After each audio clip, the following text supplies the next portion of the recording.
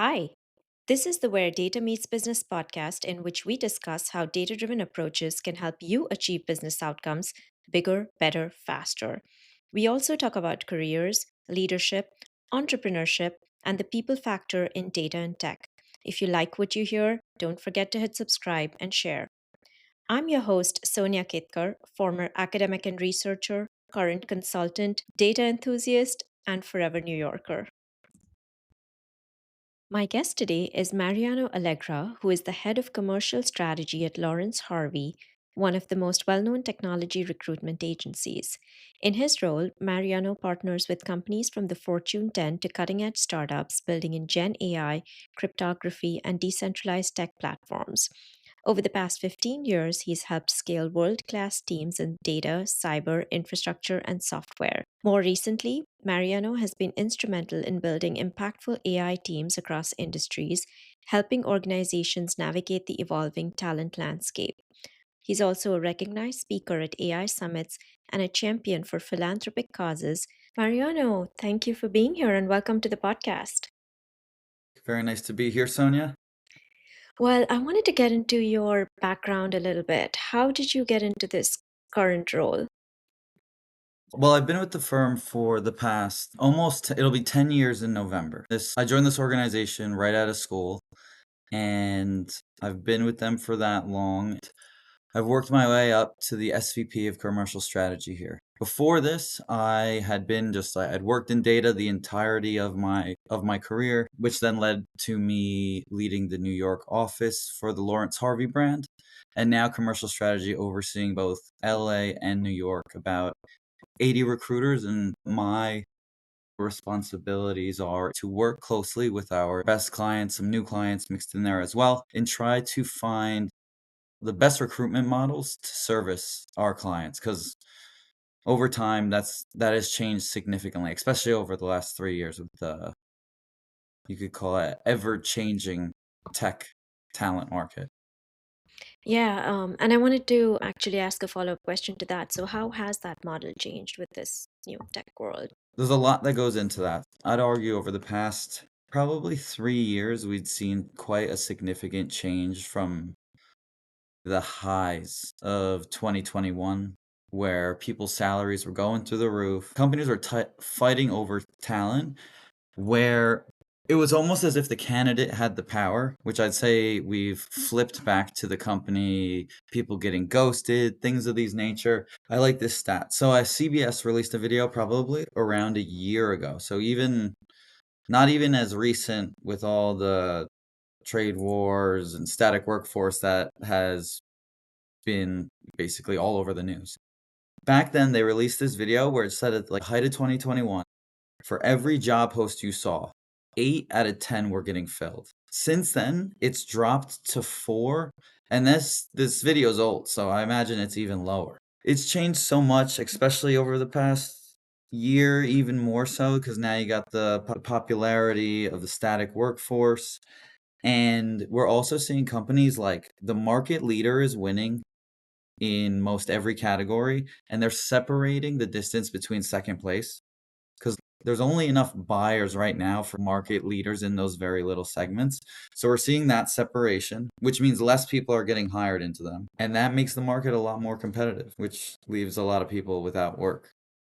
Yeah, yeah, I know that's everybody seems to be talking about the struggle right now. So what you said makes sense. So speaking of clients, what kind of companies, industries, and roles do you recruit for if you were to get into the weeds a little bit? Okay, so I'd like to answer it on my firm's behalf. So we have two core major business units. One is our emerging tech business unit, which is AI, HPC, cryptography, decentralized systems, and the more cutting edge softwares like Rust, Haskell, Flutter, and Lean. And then we have our core technology group, which we've been growing that in the US for the past 10 years, is cyber, privacy, cloud, data, and more C++, Java, C Sharp, Python style software engineering. Those are the areas that we cover. I like to say, like a CIO, CTO, best friend. But personally, I have deeper expertise in both data, AI, and specifically a software Rust. Got it. Okay. And then what's the process? How do you support the companies and the candidates? If you could walk me through the flow from the beginning stage to when a candidate gets recruited. There is something that's probably changed in the last 3 or 4 years that we've begun to do from a search methodology or engaging a candidate side. The one way we engage with clients is they tell us to find X, Y, and Z candidate. And what's happened is become like nicher and nicher and nicher over that time. And you need to verify their skill level before the first interview. So in these AI and cutting edge software roles, what we've had to do instead of just jump on LinkedIn, jump on Dice, find the person, message them, easy, simple, done. It's not that. It's go to GitHub, work with ChatGPT or some AI and find the top 20 open source technologies in a specific space. Then go to that, reverse engineer the contributors that are on that, and then message them. And that's always like a bit of a pain because their email's not there. We got to reach out on X or Telegram or something of this nature, or their personal website. You have to go through these other channels because they're not on LinkedIn. But if they are contributing, let's say, to that top 20 repository of an open source technology, it's pretty close to a verification that they're at least somewhat skilled in the area. And then on top of that, we do the same thing with publications and patents. That's what has been a game changer for us. That's one way. We'll work with the client, and that's the way we've really been able to add value because we're sending experts that are pushing the boundaries of all those technologies that I mentioned forward. So that has been a way that our recruitment form has outperformed the market by using these methodologies. But that leads to the other sides. We have the clients, they come to us, job, we do our search methodology, get them who they are, and then from there, it's way easier to recruit those individuals because that's a bit of a lighthouse case study for them. On the other side, candidates come to us, whether it's applying to one of these jobs, we speak to them from there, send them to the job, but you'll also have candidates reach out to us directly and be like, is there anything more we can do? And this is another way that we work with candidates. And we will speak to them, work closely, and find out what is their dream job, what are some dream organizations that they want to work for. And then we can actually market them and present them to those clients on a bit of a more opportunistic basis. But even the problem with that is a lot of people are reaching out and they haven't been learning the newest skill sets in the space. And there's nothing we can really do. In this environment, you need to constantly be learning, contributing to open source. There's a lot of people being left in like no man's land. Yeah, so when you say upskill, do you mean specifically about AI? Is that where the demand is right now, most of it, or you're just talking about even non-AI tech roles? I guess all of them require it to some degree now. I would say like everyone needs to use it to the best of their ability in any job that they're doing as like a blanket statement. But in software, if you're working on a cutting edge software already, maybe using it to help debug and code, that's fantastic. But I was speaking more to the data community. So yes, specifically AI, the use of LLMs, trying to automate workflows, trying to automate marketing, sales, these sorts of things. Going out of your way to do value adds is what needs to happen because I'm seeing people that are traditional analytics background and they're just stuck now. Yeah, everything is moving so fast right now that it's hard to keep up, but you have to keep up. What about the companies? What are the companies concerned about when it comes to candidates? When they are actively hiring, they are concerned about them being exceptional. I'm being asked, so like as I spoke to, like that search methodology I mentioned often breeds exceptional. A lot of these companies are looking to make their first, second, third AI hires, or they've gotten a couple people in, might have made a couple $250,000 plus mistakes on that. What they're concerned about is getting value from it, and they can't be seen as saying like static workforce. So they have to also make layoffs. So we're seeing return to offices that are borderline layoff motivated. Uh, to clear people out.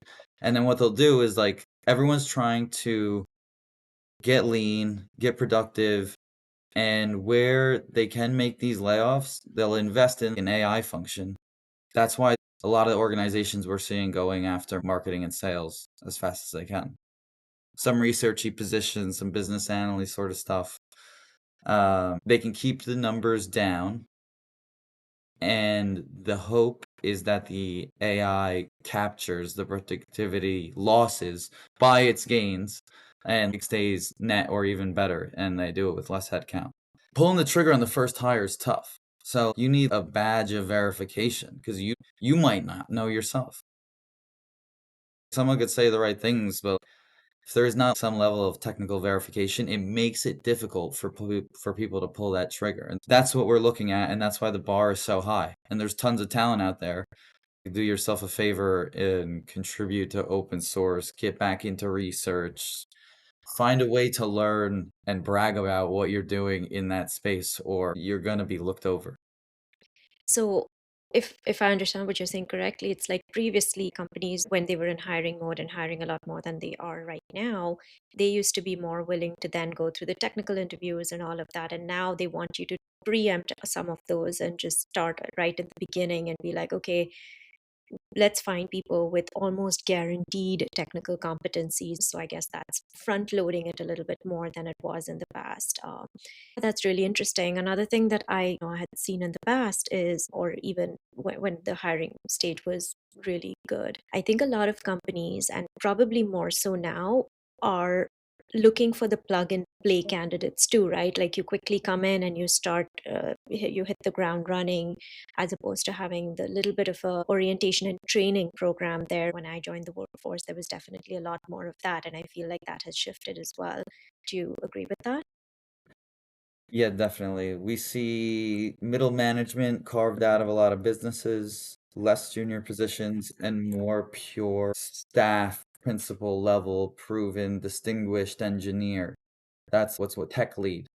Like everyone's a doer. Um, Even if you're a tech lead, you're a doer, 60% hands-on.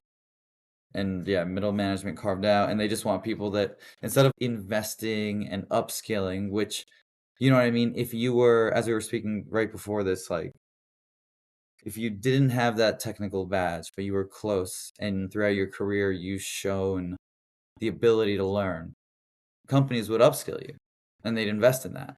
Now it is like plug and play, more senior, find the closest thing to whatever a real 10x engineer is. Yeah, I have seen that too, although I'm not in that space directly. I talk to a lot of people who are looking for jobs and who are also maybe not hiring as much, but this startups seem to be hiring a lot more than some of the bigger companies. Do you work with startups as well? Yep, everything from like 3 person to Fortune 5. Got Um, it. in these technical areas and in the technical areas like the go to market and product that's associated, but yeah, we work across both sides, and right now it's only startups with VC and PE money and market leaders, as I said before. Yeah. So let's switch to candidates a little bit. You talked about how your form is identifying the right candidates for a role. What do you, if you set aside the fact that you look for these folks who are out there, who are putting their work out there, and then you actively pursue them for a particular role, what about the ones who apply for positions, by submitting their resume to any open positions that you have advertised? How do you then look through those and identify the right candidates for the role? Like, is it the resume that you focus on? Is it like, can you shed some light on that? So if you're applying to like any one of my jobs, I'm gonna have 5 screening questions that are attached to the application. So that'll give me like an idea, and if they're great, I'll get in touch with them. Okay, so it's based on the screening questions as well as the And their resume. resume, and their resume. Yeah. Yeah, yeah, yeah. Okay. So what have you seen candidates do wrong in this process, like this initial vetting process? I'm gonna write a LinkedIn post on this. It hurts me. So one, just straight up lie. They just straight up Oh, lie on the questions. Or they don't have the requirements and they just continue to push for it. But the market's just not like that. You just don't have a chance if you're not ticking 8 of the 10 boxes, all of the must-haves. how do you Um, know they're lying though? Like, what do you because, have a like, I'm getting process? things like 15 years of NLP experience and the person has Ah, 5. okay, got it, You know got it. do you know what I mean? Like, people are, yeah, doing a lot on that. But yeah, the resume and the screening questions usually do that, but the things that they're doing wrong on their resume, and this is sad because people get denied from jobs because they're bad at writing resumes, but they're very good at their job. You hire someone that's an amazing salesperson, amazing product person. You're not like, I hope their resume writing skills are good. That doesn't affect anything once they're in. First off, quite a sad sentiment. But honestly, it's crazy. It's astonishing how many people forget to put their manager, or even if you're not a manager, but you're managing a project, the number of headcount, they'll leave that off. Um, when you do a project, when you complete a piece of work, as an employee in almost any technology company discipline, you should know the impact on sales, top, bottom line revenue. You should know if it's consistently bringing in money, if it's a big hit. Like, putting that on your resume shows the hiring manager that you get what we're trying to do here. A lot of times I'll see with the academic resume, they'll be like, I got it to 99% accuracy. And a hiring manager looks at that and they're like, why'd they make it 99? They should have just left it at 90. And what did it actually do? It's not there. So I know that this person's gonna come in and essentially just waste time pushing it to that level of percentage versus, like, doing the next thing that actually pushes the business forward. So that's another one. I have people that have held P&Ls, don't put it on their resume, and the amount and what it's gone to and what it goes to. Patents, publications, GitHub, that should all be on the resume if it's relevant for the level of technical professional. If you're like the head of if you're a chief data officer, some of that stuff might not be on there. You still could be in research. But that's another one. And another thing that blows my mind is like your KPIs for success in your role and how you perform against them. I don't care the discipline, should kind of be on there. Got it. And do you have like a recommended length for resumes, or does it vary by role? Your resume doesn't take that long to look at regardless. It shouldn't be 8 pages. It should be 2 or 3, but there is definitely an apprehension or something in the zeitgeist of talent that it's gotta be 1 or 2. It could be 3 if you've worked for a long time, you're a part of loads of different associations within the discipline, you're keynote speaker, you're this like, don't not put that in there, and no one's upset really if it's 2 pages and then 9 lines on the next one. Just make sure that they're, like, pretty important, and if you've done a lot of important stuff, let them know. Yeah, makes sense. Going to the next stage of the process, you get through the resume screening and there's interest from the company and they can get into the interviewing stages. Then what are some of the challenges that you've seen from either side during that particular stage? Let's see, from a client side, that being afraid to pull the trigger on your first couple hires in a new division because people have been getting burned. People have been, like, hiring head of AI that doesn't really know how to get it done within the organization to, like, have revenue come out. If you're hiring someone like that at a VP level, you're 250, 300K base plus 20% plus LTIs on top of that, you're out 500,000 on a year, something like that.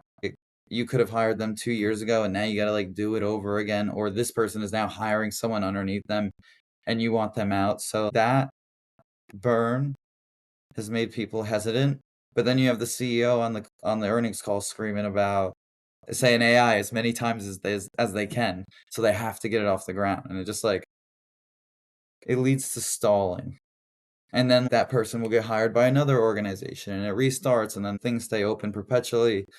They get more pressure from their executives, and then they just make another wrong hire. I've seen that, and we've been called in to change that, and that's when consultants, contractors, advisors start to come in and be the solution for it, and they just whisper to the CEO that that's the wrong person. So I've seen that happen a few times. Obviously, that nets out to the candidate, um, in things taking longer. In 2021, the candidate held power, and if you communicated to the client, "You gotta hurry up, or else you're gonna lose this person. You gotta bump up the salary 10, 20K." That's kinda out. You could say the percentages have flipped in the power struggle, where it was probably like 70% candidate, now it's like 70% power to the company, which now people are taking forever to book in interviews because they can. They'll keep people on pause and wait. Ghosting's probably at an all-time high. No responses from applications at an all-time high. It's just tough, and you gotta be exceptional. Yeah, yeah, yeah. So the interviews are kind of not moving forward quite as quickly as they used to. No, I bet some news or data companies putting this out. The time to fill has had to have gone from then at probably realistically between 30 and 45 to now it must be like 2 months plus. And I think even if you told companies 2 months right now, they'd be like, "That's fast." Really? Yeah, yeah, yeah. Like Wow. and, like, they don't give any feedback, and it's just flipped. It'll flip again one day.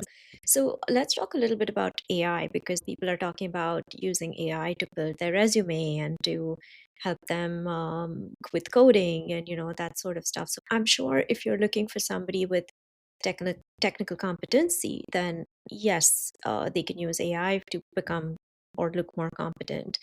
But you also need them to have the fundamentals. So how are you seeing AI influence or become a part of everything that you're doing? Well, just personally, I'm all use AI to do as much as it can. If you wanna use it to edit your resume, like, it really is based on the quality of your prompts. So, I don't really care if it looks like it's AI written, as long as the data you gave it beforehand is great, then fantastic. I feel like there's this weird stigma against that right now, which will just go in a certain amount of time. Like, any tech cycle ATM, all of these things, there's a little bit of apprehension at the beginning, so I would just say get on board. But it is one of the things that we're hiring the most for. Coming to what you were saying, it's okay if a candidate uses AI to draft their resume as long as the content is true and real and they're not making stuff up. Yeah, like if I mean, proofread it for hallucinations, of course. I have heard that there is job apply AIs that will answer all the screening questions correctly, which may have happened, which I definitely think is happening to me. Because if they are not hallucinations by AI, they are hallucinations by human beings, which is worse. I mean, it's going to be a part of our lives for a very long time, for the foreseeable future. Before we conclude, I have a few questions for you. First is, what is your advice to candidates who are seeking roles in tech or data science? I had been asked this at like at an AI conference I would originally like had spoken about, and like this isn't like the answer that people want to hear, but there's no replacement for 8 years of education or 4 or 6 under X professor. There just isn't. You can't take a Udacity class. You can't do that. It's not right now. Like, get back into research, start to contribute to open source technology, be able to prove that you're cutting edge.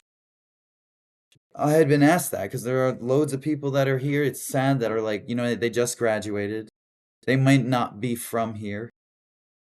If they didn't nail their concentration, they could even be off. People go to college, not everyone is doing research outside of their work with the top professor in the school.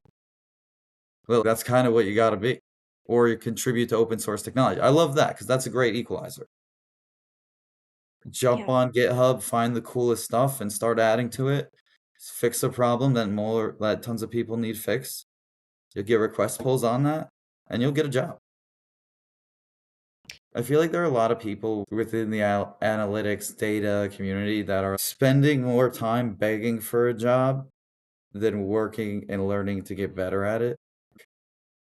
And unless the economy decides to do a backflip really, really soon, they're not gonna get hired. Tough to hear for a Yeah, what a candidate. sad note to end on, but, No, I um have. We won't end on a bad note. We have we have a couple more conclusion Okay, questions. What is your okay. so talking about the companies? What is your advice to companies who are recruiting for roles in data science or tech?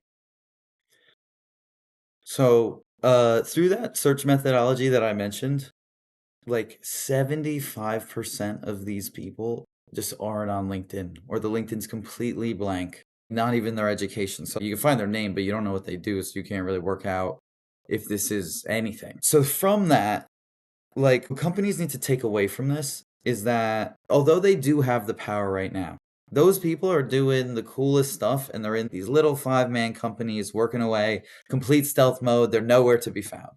So they're not getting them. Companies have the power, but they are ignorant for the most part to the fact that it's not that community that's building the developer and cool tools.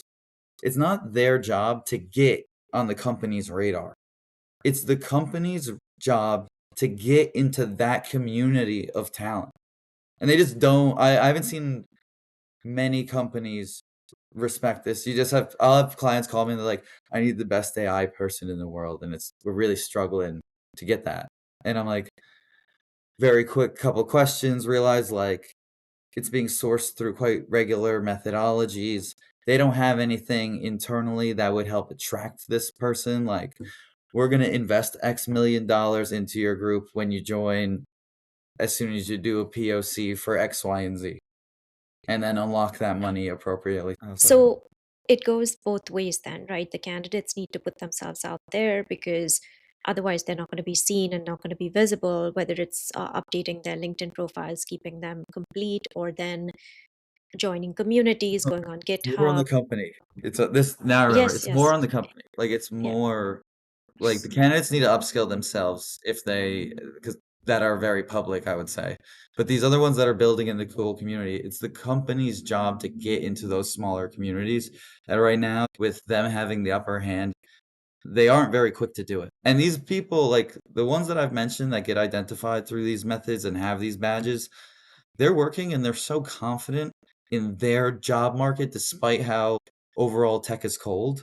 They're so confident in their job, they'll leave one to the next little small company, if it's within their personal interest of work, and they just know they're good. They know they have locked job security. Like, so it's up to, like, those market leaders to, like, find them, or else they'll just bounce around there, and, like, their jobs are so secure they can do that as much as they want. Like, and they know, like, 'cause they have the resume, they have the publication patents in these areas, so they're just fine without the rest of corporate America. So it is their job and recruitment organization's job and my job to get into there. And, oh, yeah, and we throw the largest Rust meetup in the Americas. And how do people find out more about that Rust meetup? They reach out to me. Okay. And how can people reach out to you? Is LinkedIn the best way? Yes, LinkedIn is the best way. I'll give you my email, m.allegra@lawrenceharvey.com. I'll respond there. And yeah, that's in New York every 2 weeks. Oh, Pizza, beer, speaker. It's a good time. It really is a good time. I like that's great. See, the yeah. positive note. So I'm going to actually link that for folks in the show notes. I'll include Yeah, your yeah, email please. address, your LinkedIn, as well as the meetup that you just talked about. Mariano, this was a really good conversation. I had no idea how much the recruiting world had changed. Yeah, it was great to listen to this, and I'm sure that our listeners will enjoy learning more about it and also take your tips seriously. So thank you so much for spending time with us today. Fantastic. Thank you so much as well. And for our listeners, please share and subscribe. See you next time. See you.